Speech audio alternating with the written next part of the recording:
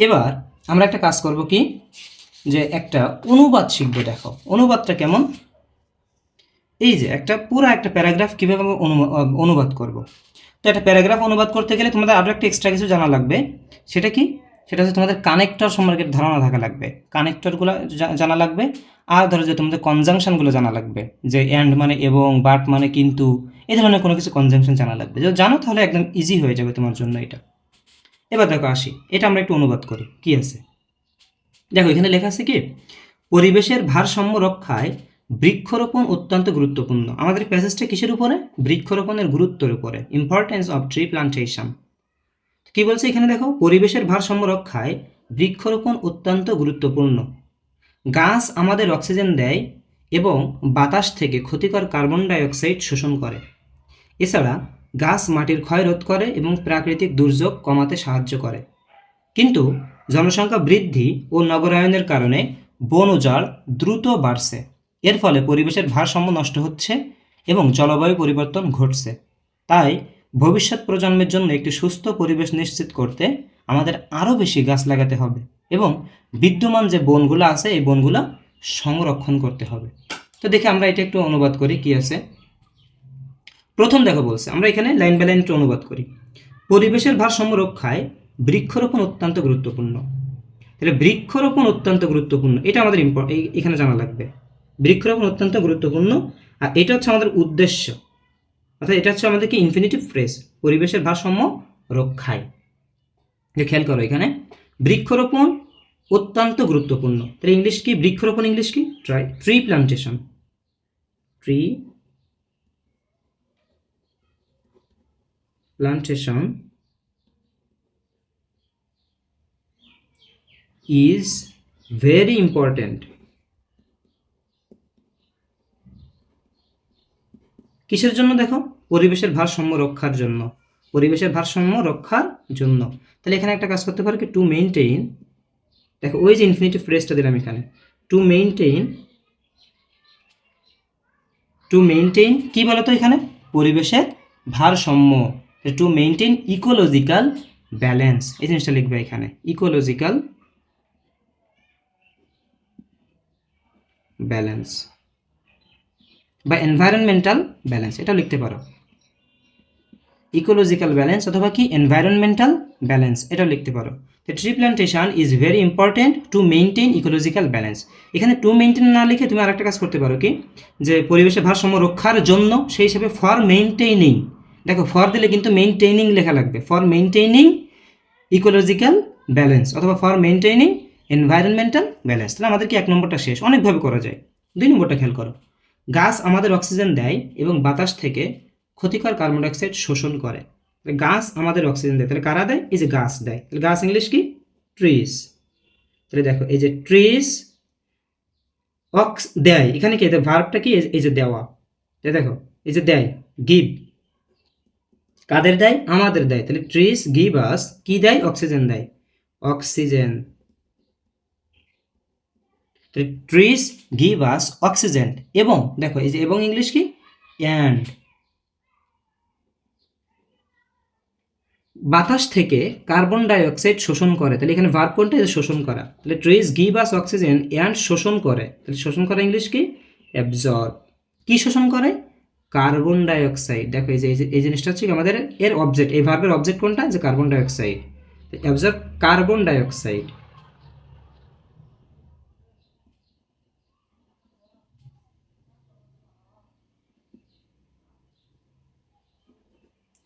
Absorb কি? Carbon die oxide. তো দেখো এখানে এরপরে দেখো কার্বন ডাই অক্সাইড বাতাস থেকে, ও সরি, এখানে ক্ষতিকর কার্বন ডাইঅক্সাইডের কথা বলছিল, খেয়াল করো। তাহলে এখানে ক্ষতিকর, এই যে এই অংশটুকু আমাদের এখানে অ্যাড করা লাগবে। অ্যাবজর্ব ক্ষতিকর কার্বন ডাইঅক্সাইড, ক্ষতিকর ইংলিশ কি বলতো? হার্মফুল।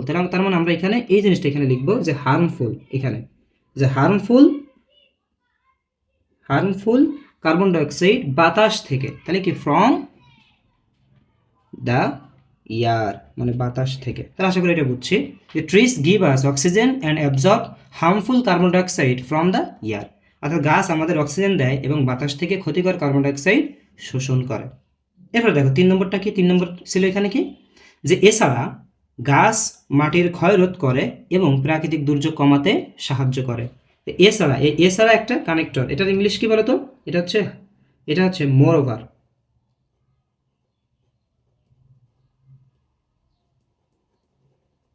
মোরওভার গাছ মাটির ক্ষয় রোধ করে। তাহলে গাছ আমরা এখানে কি লিখবো? ট্রিস। আর যেহেতু আগের বাক্যে আমাদের এখানে ট্রিস আছে, আমরা চাইলে এখানে দে লিখতে পারি, দে, টিএস ইউআই, দে। দেখো মাটির ক্ষয় রোধ করে, দেই দেই কি বলতো এখানে, যে এবং প্রাকৃতিক দুর্যোগ কমাতেও সাহায্য করে, এরকম। তাহলে দেই এই জিনিসটা লিখতে পারো, দে অলসো। রোধ করা ইংলিশ কি? প্রিভেন্ট। দেখো এখানে কি ভার্ব, সাবজেক্টের পরে কি ভার্ব। এখন কি প্রিভেন্ট করে? মাটির ক্ষয়। তাহলে এখানে দেখো, তাহলে they also prevent soil erosion. Soil erosion এটার অর্থ কি? যে মাটির ক্ষয়। They also prevent soil erosion. এবার দেখো এখানে এবং প্রাকৃতিক দুর্যোগ কমাতে সাহায্য করে, অ্যান্ড, এবং ইংলিশ কি? অ্যান্ড। দেখো সাহায্য করে, তাহলে এখানে কি লিখবো? হেল্প। সাহায্য করে ইংলিশ কি?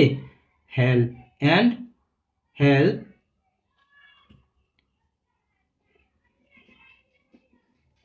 ক্ষয়রোধ করে এবং প্রাকৃতিক দুর্যোগ কমাতে সাহায্য করে। হেল্প কি করতে বলো তো এখানে? এই যে কমাতে, ইংলিশ কি? Reduce.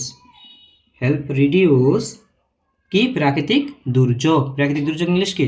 Natural natural natural disasters. তাহলে এটা লেখো এখানে কি?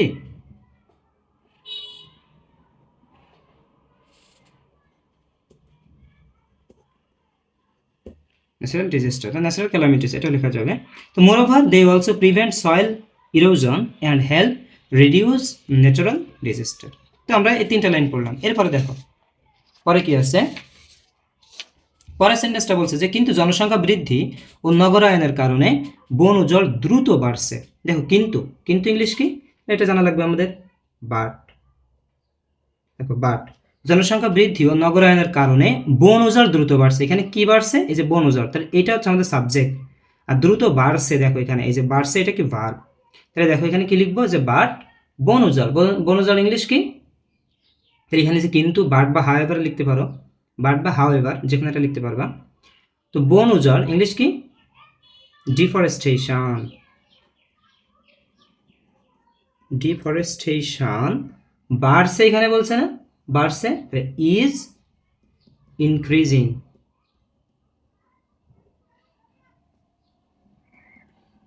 দেখো ডিফরেস্টেশন ইজ ইনক্রিজিং, দ্রুত কিভাবে বাড়ছে? দ্রুত বাড়ছে। দ্রুত ইংলিশ কি? র্যাপিডলি। তো ডিফরেস্টেশন ইজ ইনক্রিজিং র্যাপিডলি। এটা আমরা সাবজেক্ট, ভার্ব এবং অবজেক্ট না এর আমরা এম পাইছি এখানে, এম। এই দেখো সাবজেক্ট, তারপরে ভার্ব, এখানে অবজেক্ট নাই, এই জন্য আমরা কোনটা পাইলাম? কিভাবে? এই যে এম পাইছি, আর কিছু নাই এখানে। আরেকটা আছে কি? এই যে শেষে যে কি? জনসংখ্যা বৃদ্ধি ও নগরায়নের কারণে। আচ্ছা কিসের কারণে? এটা কিন্তু কারণে। তাহলে কারণে ইংলিশ কি? কারণ ইংলিশ আছে ডিউ টু। কি বলতো? ডিউ টু বা বিকজ অফ বা ওয়ান অ্যাকাউন্ট অফ, এগুলোর অর্থ কি? কারণে। তাহলে ডিউ টু কিসের জন্য? দেখো এই জনসংখ্যা বৃদ্ধি, এর ইংলিশ কি? Population growth.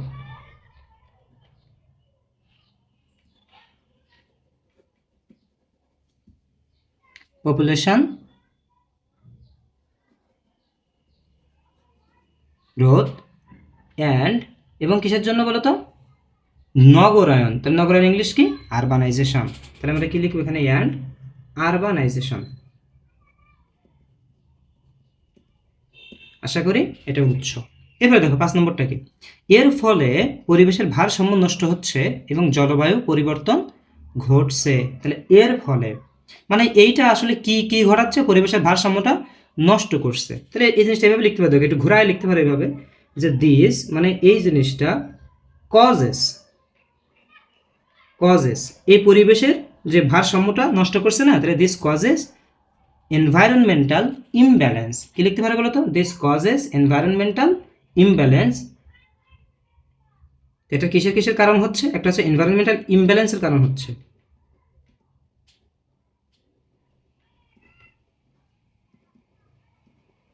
ইমব্যালেন্স, অ্যান্ড জলবায়ু পরিবর্তন। জলবায়ু পরিবর্তন ইংলিশ কি?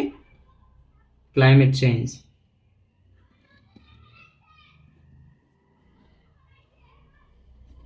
তো এটা কিসের কিসের কারণ হচ্ছে? This causes environmental imbalance and climate change.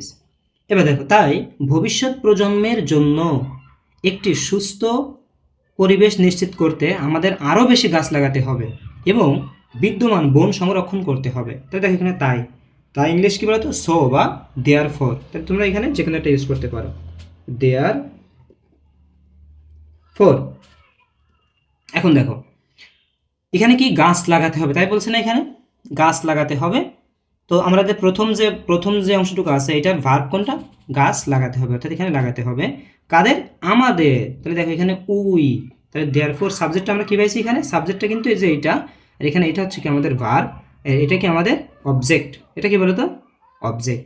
এই সাবজেক্ট ভার্ব অবজেক্ট পাইছি, আর আমাদের এই অংশটুকু কি, ওই যে আমাদের ইনফিনিটিভ বা ইনফিনিটিভ ফ্রেজ, এখানে এমপিটি নাই। তো দেয়ারফর উই হ্যাভ টু, দেখো we have to plant,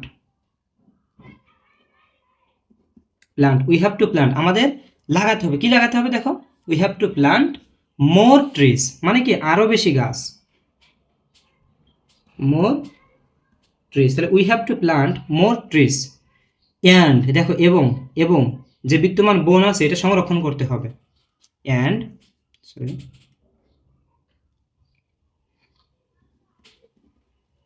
and protect, মানে রক্ষা করা, প্রোটেক্ট যে বিদ্যমান বন।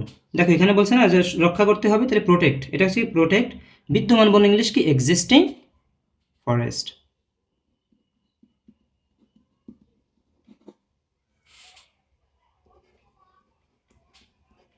ফরেস্ট। এবার দেখো আমাদের এই যে এই অংশটুকু কিন্তু কাজ শেষ, আমাদের ফাইনালি কোন কাজটা আছে বলতো, এই যে ইনফিনিটিভ বা ইনফিনিটিভ ফ্রেজ। তো এখানে ইনফিনিটিভ ফ্রেজটা কি, যে ভবিষ্যৎ প্রজন্মের জন্য একটি সুস্থ পরিবেশ নিশ্চিত করতে, এইটুকু হচ্ছে আমাদের কি ইনফিনিটিভ ফ্রেজ, খেয়াল করছো। তাহলে এখানে কি নিশ্চিত করতে, টু নিশ্চিত করা ইংলিশ কি এনশিওর, টু এনশিওর, কি নিশ্চিত করতে, যে একটা সুস্থ পরিবেশ, তাহলে কি বলে, to ensure a healthy environment,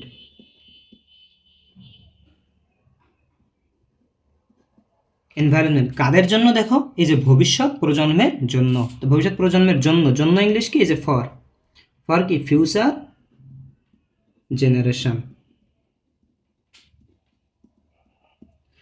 তো আশা করি আজকের ক্লাসটা তোমাদের ভালো লাগছে। তো যারা বাংলা থেকে ইংরেজি অনুবাদ করতে পারতেন এতদিন, তোমরা শব্দ জানো, ওয়ার্ড জানো, ওয়ার্ডের মিনিং জানো, কিন্তু কীভাবে সাজানো লাগে, কীভাবে বসানো লাগে, কীভাবে অনুবাদ করা লাগে, এই জিনিসটা যারা এতদিন পারত না তাদের জন্য আজকের ক্লাসটা খুবই উপকার হয়েছে। তো আশা করি তোমরা এখন থেকে এই যে বাংলা থেকে ইংরেজি অনুবাদে আর কোনো সমস্যা থাকার কথা না। তো তোমরা বেশি বেশি প্র্যাকটিস করো। আর যাদের এই অনুবাদের উপর, অর্থাৎ বাংলা থেকে ইংলিশ ট্রান্সলেশনের উপর যাদের পিডিএফ লাগবে তারা কমেন্ট করতে পারো, তাহলে আমরা তোমাদের কি করব, এটার পিডিএফটা প্রোভাইড করব। ধন্যবাদ।